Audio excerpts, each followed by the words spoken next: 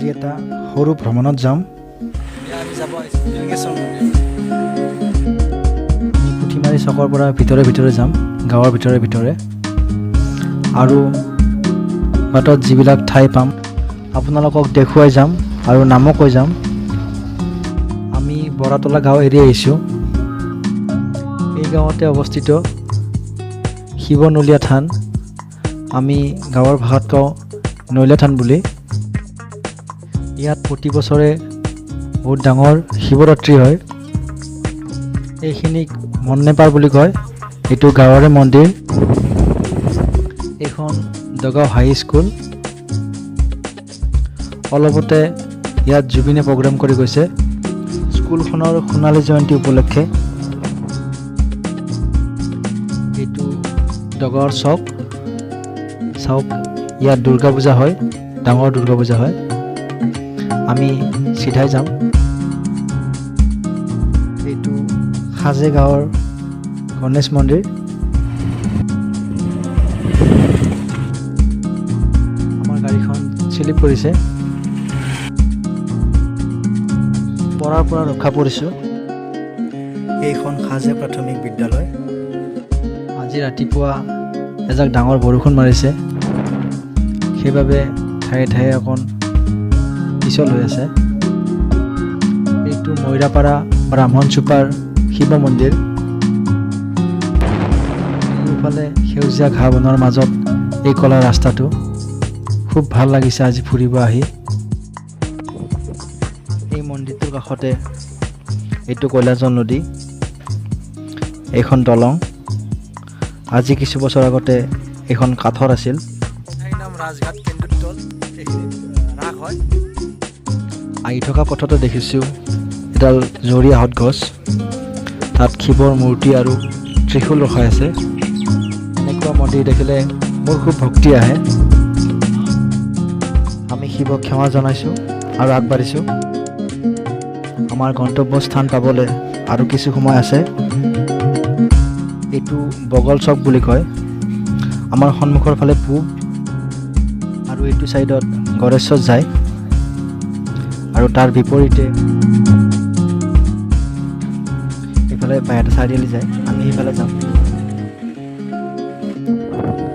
বগল চক এৰি আহি আমি দেখিছোঁ এখন পশু চিকিৎসালয়। এই ৰাস্তাটো নতুনকৈ বনাইছে, আগতে অলপ ঠায়ে ঠায়ে বেয়া আছিল। এইটো বাৰেগাঁৱৰ চক, এইটো মন্দিৰ। আমি ইয়াৰ বাওঁফালে সোমাই যাম। এয়া বাৰেগাঁও প্ৰাথমিক বিদ্যালয়। জেঠৰ মাহ, আম গছত আম লাগি আছে।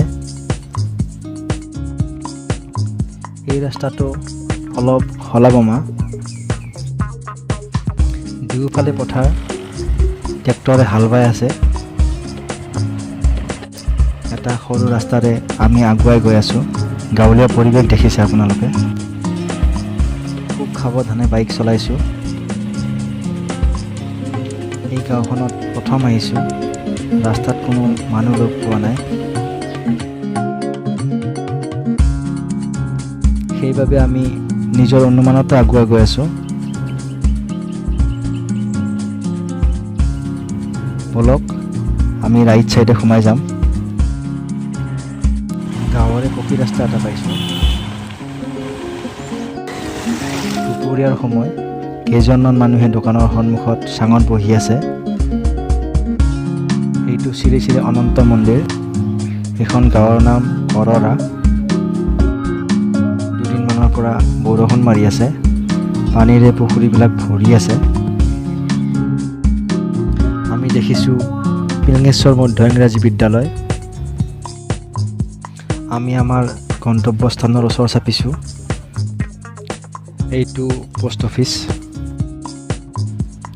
এয়া পিলঙেশ্বৰ গাঁৱৰ শ্ৰী শ্ৰী শ্যামৰাই গোঁসাই ঘৰ।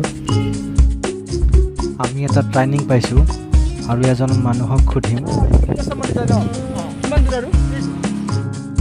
মানুহজনে সন্মুখলৈ দেখাই দি আমাক অলপ আগত বুলি ক'লে। আমি তেখেতক ধন্যবাদ জনাইছোঁ। এজাক ৰাজহাঁহ দেখিছোঁ। দেখি খুব ভাল লাগিছে এই পৰিৱেশটো। আমাৰ সন্মুখত এয়া মন্দিৰৰ গেট। ইয়াত লিখাই আছে শ্ৰী শ্ৰী পিলঙেশ্বৰ অৰ্ধনাৰীশ্বৰ দেৱালয়। আমি গেটখন সোমাই আহিয়ে এটা ডাঙৰ পুখুৰী দেখিছোঁ। এয়া আমি আহি পালোঁ পিলঙেশ্বৰ মন্দিৰ। খুব ধুনীয়া প্ৰাকৃতিক সৌন্দৰ্যৰে ভৰপূৰ এই দেৱালয়। বলক আমি দেৱালয়ত প্ৰৱেশ কৰোঁ। আজি আমি প্ৰথম দৰ্শন কৰিছোঁ এই দেৱালয়। এয়া মন্দিৰৰ চৌহদ আৰু কাষেৰে আমি সোমাই আহিছোঁ। ওচৰতে ডাঙৰ পুখুৰী। এই পুখুৰীটোত বৰ্তমান ডাঙৰ মাছ নাই কিজানি, আমি দেখা নাপালোঁ। এয়া পুৰণা শিলৰ মূৰ্তি থকা সংগ্ৰহালয়। এইটো এতিয়া বন্ধ আছে। আমি হাত মুখ ধুই লৈছোঁ।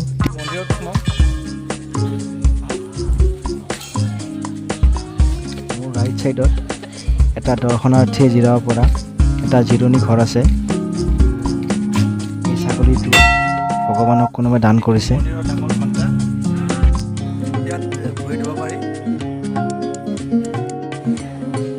আমি ভক্তসকলৰ মাজেৰে সোমাই আহি দেখিছোঁ মেইন মন্দিৰৰ বাহিৰতে চাকি আৰু ধূপ জ্বলাই থৈছে।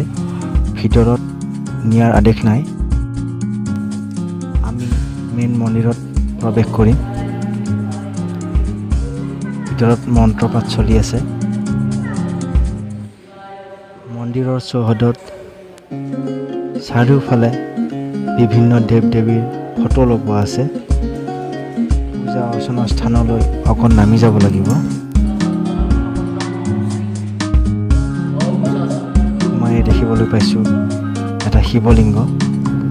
আমি শ্ৰী শ্ৰী পিলঙেশ্বৰ ভগৱানক সেৱা জনাইছোঁ। আমি ব্ৰাহ্মণ দেৱৰ পৰা ফুটা নিৰ্মালী আৰু আশীষ লৈ ধন্য হ'লোঁ। আজি ৰবিবাৰ, সেইবাবে দৰ্শনাৰ্থীৰ অলপ ভিৰ আছে। বাইহাটা চাৰিআলিৰ পৰা এই মন্দিৰটো বেছি দূৰ নহয়। আপোনালোকে ইচ্ছা কৰিলে কেতিয়াবা আহিব পাৰিব। মেইন মন্দিৰৰ ওচৰতে এইটো হনুমান মন্দিৰ আৰু অলপ নিলগতে আছে এইটো দুৰ্গা মন্দিৰ। এইটো যজ্ঞ মন্দিৰ, ইয়াত দৌল হয়। এতিয়া আমি বিদায় মাগি আমি যাম আৰু এতিয়া। মই বাইক ষ্টেণ্ডৰ পৰা বাইকখন লৈ লৈছোঁ। আমি যাওঁতে বাইহাটা চাৰিআলি হৈ যাম। যদি এই ভিডিঅ'টো ভাল পালে লাইক কৰিব, কমেণ্ট কৰিব, শ্বেয়াৰ কৰিব, লগতে আৰু মোৰ আহি থকা নতুন ইউটিউব চেনেলটো ছাবস্ক্ৰাইব কৰিব। আজিলৈ বিদায় মাগিছোঁ।